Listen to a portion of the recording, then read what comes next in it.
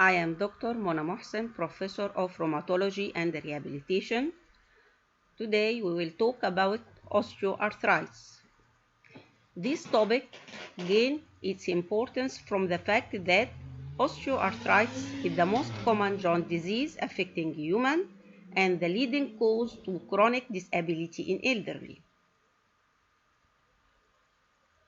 First, what is meant by osteoarthritis? It is chronic degenerative disorder characterized by gradual loss of articular cartilage accompanied by hypertrophic reaction in the subchondral bone and at joint margin in the form of new bony growths called osteophytes. Osteoarthritis is classified into primary and secondary osteoarthritis. Primary or idiopathic osteoarthritis commonly affect particular joints in old age. It is either localized or generalized.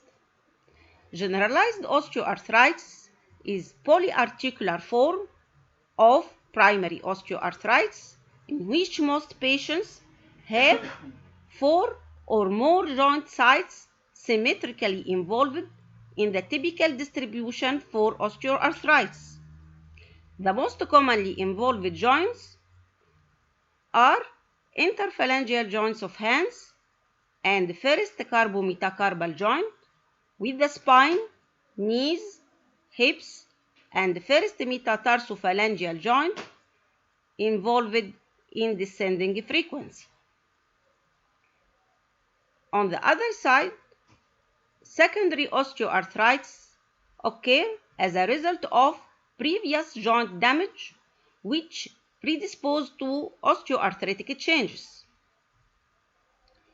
Several disorders are well recognized as causes of secondary osteoarthritis like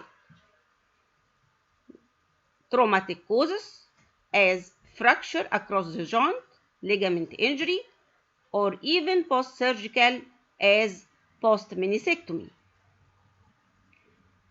Also, inflammatory joint diseases as rheumatoid arthritis, septic arthritis, and gouty arthritis.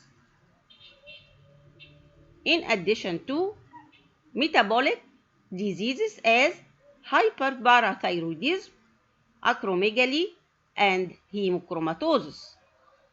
Lastly, congenital anatomic abnormalities as inequality of leg length, angular deformity, hip dislocation, or even scoliosis, as these abnormalities lead to abnormal load distribution which predispose to osteoarthritic changes.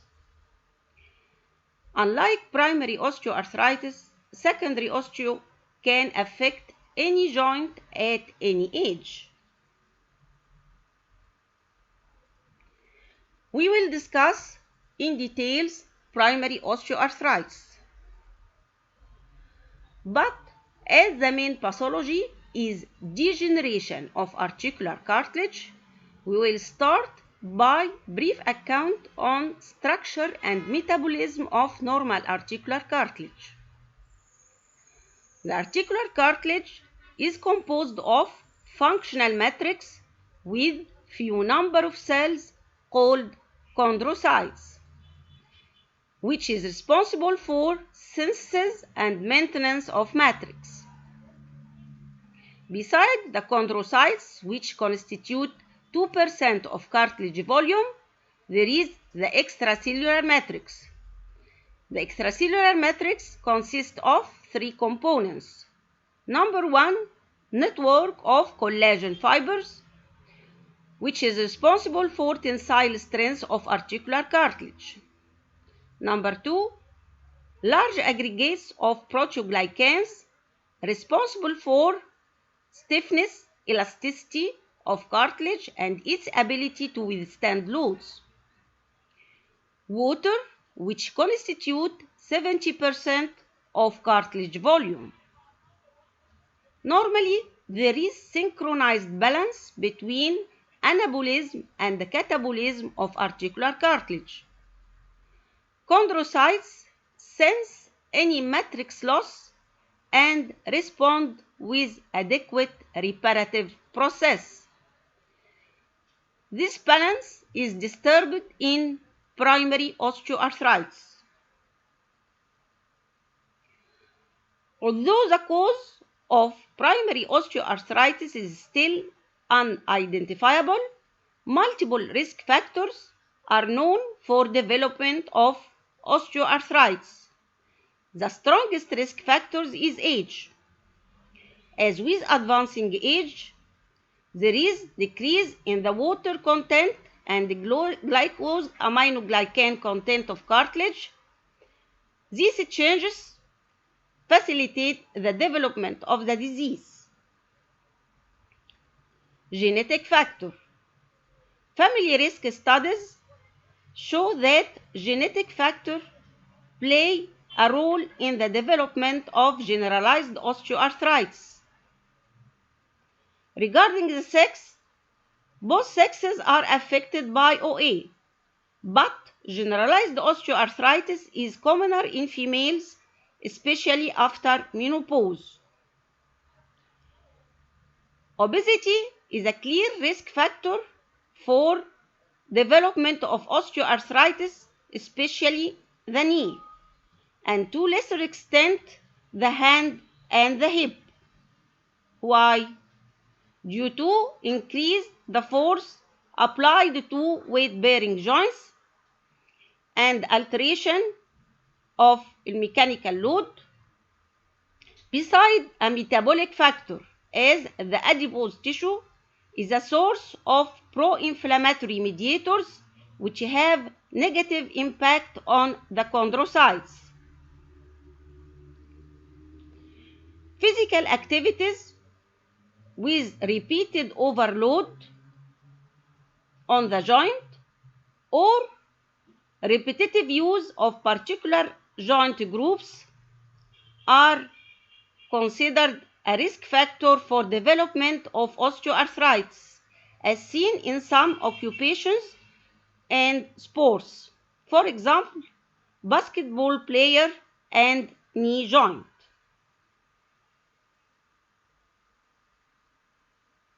Again, cartilage loss is central to the process. It is not a wear and tear process, but there is strong evidence that biomechanical stressors induce chondrocytes to secrete excess matrix metalloproteinase enzymes, which account for majority of cartilage loss.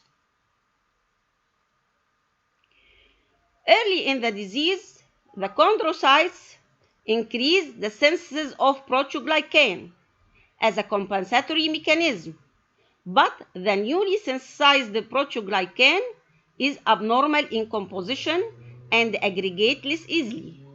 But later on, the degradative enzymes break down proteoglycan faster than it can be produced by chondrocytes. So, the proteoglycan content of the articular cartilage decrease, resulting in thinning and fissuring and cracking of cartilage. So, under the microscope, osteoarthritis manifested first by irregularity and fibrillation of the cartilage articular surface. As the disease advances, vertical clefts develop and gradually increase in depth until there is loss of the whole thickness of the cartilage, exposing the underlying bone.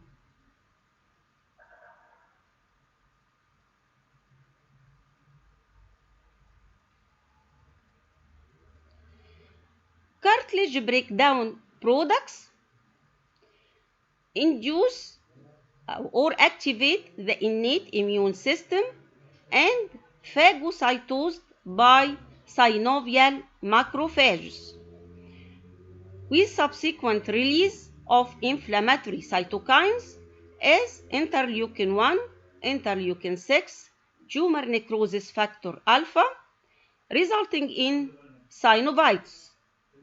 Under the microscope, there is mild, patchy inflammatory changes of synovial membrane with synovial hypertrophy and hyperplasia,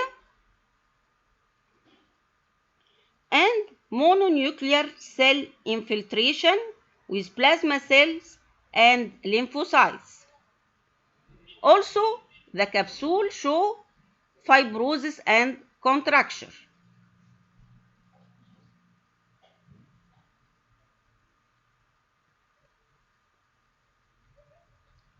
Regarding the bone, there is bone remodeling and hypertrophy, resulting in increase the cellularity and vascularity and density of the subchondral bone, what is called subchondral sclerosis. Beside bony outgrowths at joint margin called osteophytes. Sometimes the subchondral bone is interrupted by cysts, which is in continuation with the joint space.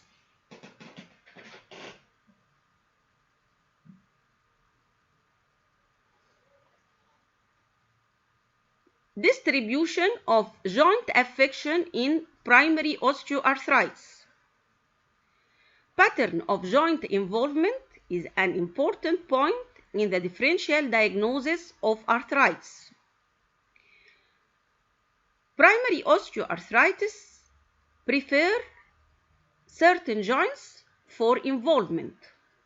Joints typically involved in primary osteoarthritis are knee joint, lumbar and cervical vertebrae, hand joints,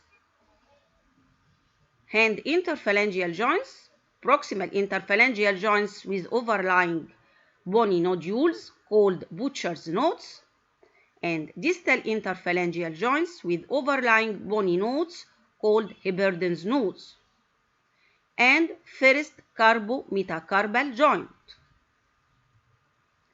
The first metatarsophalangeal joint in the feet, hip joint, and acromioclavicular joint.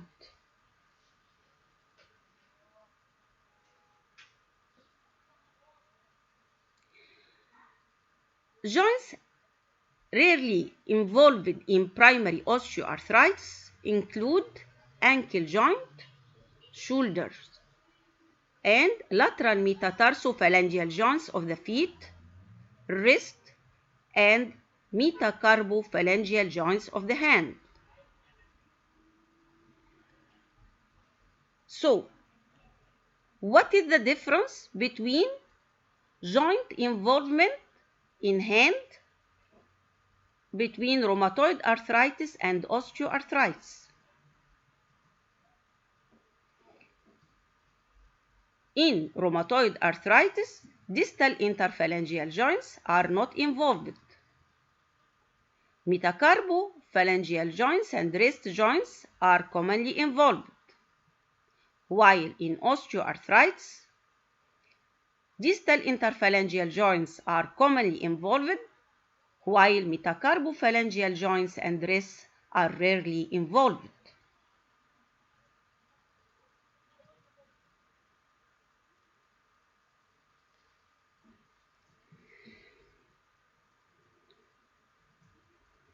Regarding the clinical features, joint symptoms, there is no correlation between joint symptoms and radiological features. The common symptom of osteoarthritis is joint pain. It is insidious in onset, intermittent or variable in nature, good days intervening with bad days, worsened by exercise and weight bearing, and relieved by rest. The question: as the cartilage is as the articular cartilage has no nerve supply. So, what is the source of pain in osteoarthritis?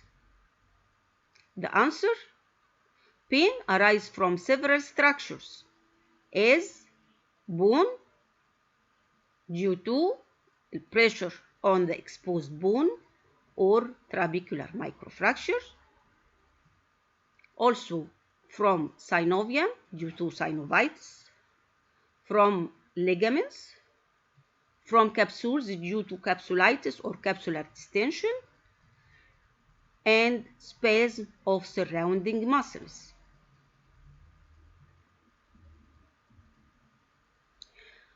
Also, the patient can complain from inactivity stiffness, which is stiffness for few minutes after any period of rest, which is called gelling.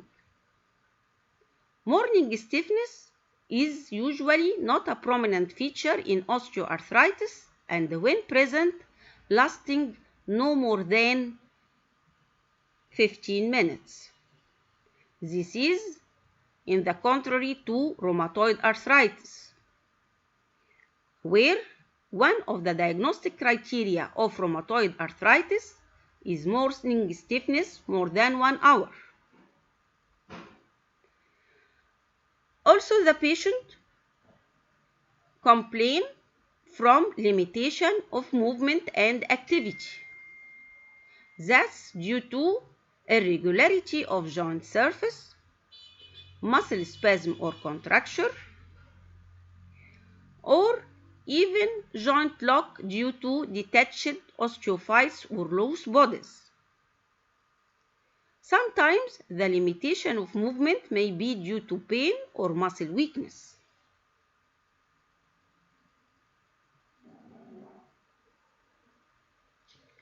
On examination, we may find diffuse swelling due to synovial thickening or effusion. Moderate effusion is better detected by patellar tap test, while minimal effusion can be detected by milking test. Also, we can palpate bony localized swelling as seen in this figure, overlying the distal interphalangeal joint, which is called Heberden's node, or bony localized swelling overlying the proximal interphalangeal joints, which is called Butcher's nodes.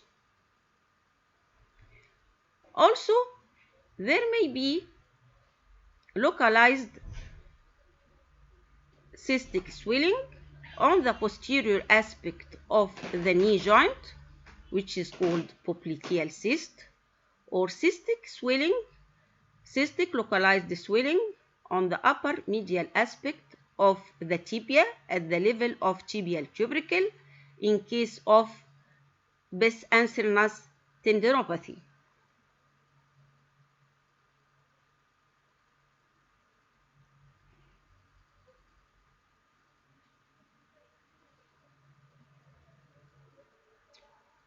Wasting of muscles acting on the affected joint is a common finding.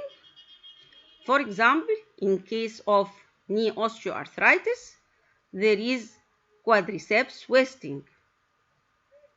The thigh circumference is measured 15 cm above the tibial tubercle to assess for the muscle bulk.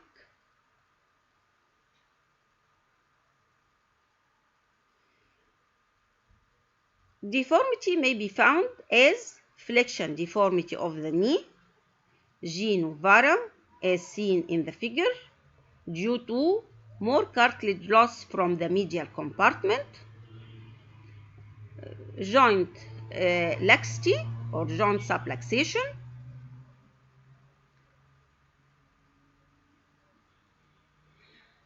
there is joint tenderness on palpation of the joint line and on the surrounding muscles. Also, there is joint crepitus. What is meant by joint crepitus? It is cracking or grinding noise felt on movement of the knee joint. This is due to the irregularity of the joint surface.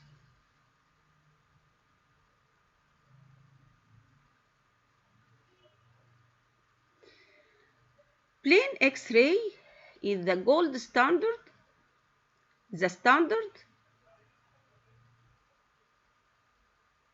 for diagnosis of osteoarthritis. Radiographic osteoarthritis is at least twice more than symptomatic osteoarthritis. This means that changes seen in X-ray doesn't mean that osteoarthritis is the cause of patient pain. The characteristic findings are non-uniform joint space narrowing,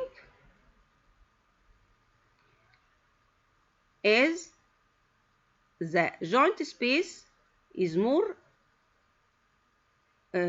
narrower in the medial compartment than the lateral compartment for knee joint.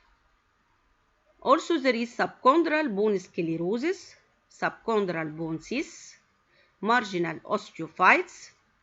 There is no erosions in osteoarthritis except for the rare subtype which is called erosive osteoarthritis, and this rare subtype have a characteristic central bone erosions.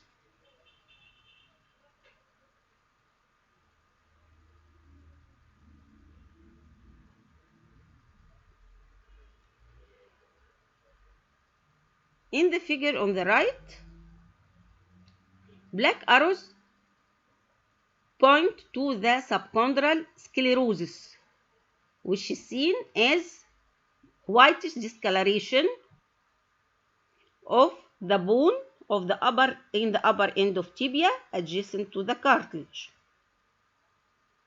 White arrow points to marginal osteophytes. Black arrowheads point to joint narrowing in medial compartment of the knee joint. Laboratory features are normal in osteoarthritis. ESR is normal. Complete blood picture is normal. Rheumatoid factor is negative. Anti-nuclear antibody is negative. Synovial fluid show is clear yellow with good viscosity and positive string sign, with normal mucin clot, with slight increase in cell count less than 2000 per cubic centimeter, mainly lymphocytes and plasma cells, and there is no crystals under microscope and negative culture.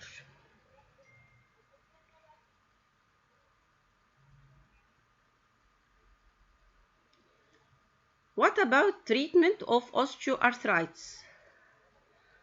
Up till now, there is no medication or intervention which can reverse or stop the process underlying osteoarthritis. All the medication used to relieve symptoms and improve function. The first step in treatment of osteoarthritis is assurance and patient education. The patient should be educated about the nature of the disease, the prognosis, the side effects of the drugs, negative thoughts about inevitable progression and future life on wheelchair, and The patient should avoid exercise to avoid further destruction of the joint. All these negative thoughts should be opposed by an advice to the contrary. The patient should be advised to be active but within the range of common sense. The patient should be instructed to avoid overstress on the affected joints, as don't lie or sit too long in one position, don't use low chairs,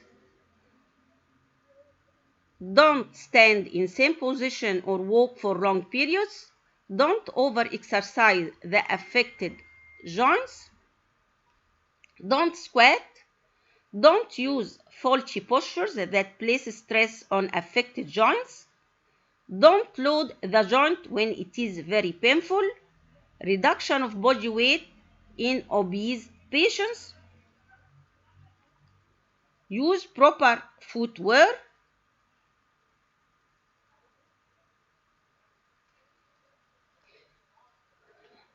regarding medications, use simple analgesic for pain. Paracetamol is the drug of choice in osteoarthritis.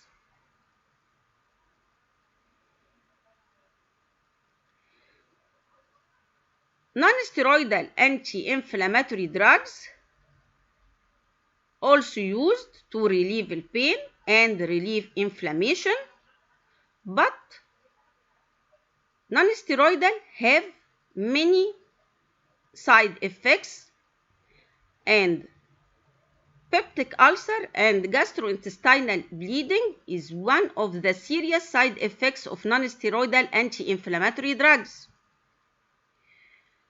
Our patients are old patients having other comorbid conditions like kidney disease, liver disease, taking multiple drugs, so this makes those patients at high risk for side effects of non-steroidal anti-inflammatory drugs. So when we give non-steroidal anti-inflammatory drugs in management of osteoarthritis, we must take some consideration. Number one, avoid combination of non-steroidal anti-inflammatory drugs. Use the least effective dose for short periods. Use after meals. Use prophylactic proton pump inhibitors. Also, we can use selective COX-2 inhibitors, which inhibit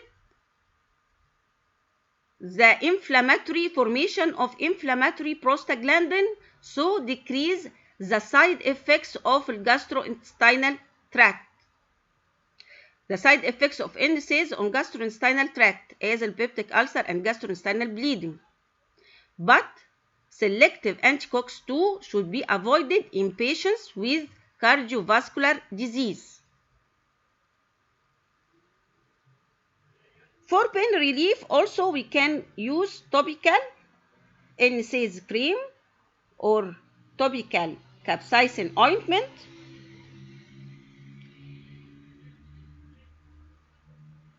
Intra-articular injection in case of osteoarthritis can be used in case of monoarthritis with signs of inflammation and effusion. I can aspirate effusion, then inject long-acting methyl prednisolone. It results in rapid effect and sustain for about 6 weeks, and I can repeat the injection after 3 to 4 months. Also, for moderate osteoarthritis, I can use intra-articular injection of hyaluronic acid derivative. This improves the viscosity of synovial fluid and may have anti-inflammatory effect. But this is taken as course of 3 injection, 1 injection per week for 3 weeks, and it is useful only for mild to moderate cases. It is useless in severe cases. Regarding chondroprotective drugs, ACR as a glucosamine, it is nutrient supplement. ACR not recommend the use of these drugs, as there is conflicting results about their effectiveness in decreasing pain and improvement of function.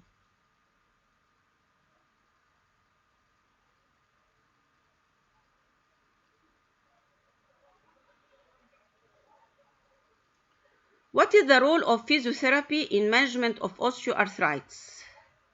Physiotherapy has an important role because, as we said before, the medication have side effects in this category of patients.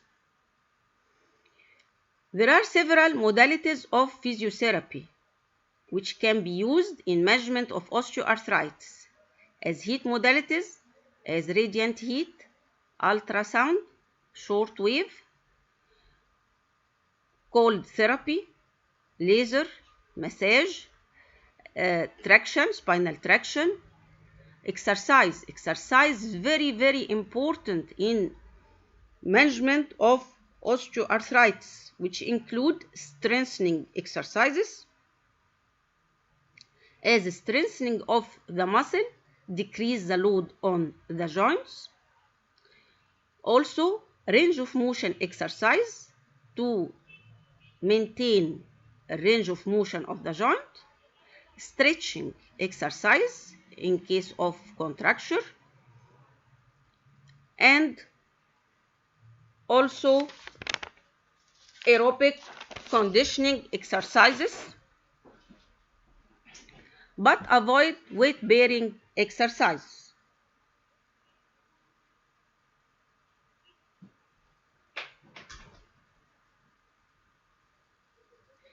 The benefits of physiotherapy include decreased pain, decreased stiffness, decreased muscle spasm, improve joint range of motion, strengthening periarticular structures, so improve joint support, and improve blood supply and metabolism of joint. We can use assistive device to partially unload the joint, as the knee brace, like as this in this figure. Surgical treatment is indicated in advanced cases when there is very severe pain not responding to conservative measures, or there is loss of function where the patients can't walk more than 1 block or can't climb stairs. In this condition, partial or total arthroplasty can be indicated. Also, if there is angular deformity, osteotomy can be made to correct this deformity. Thank you.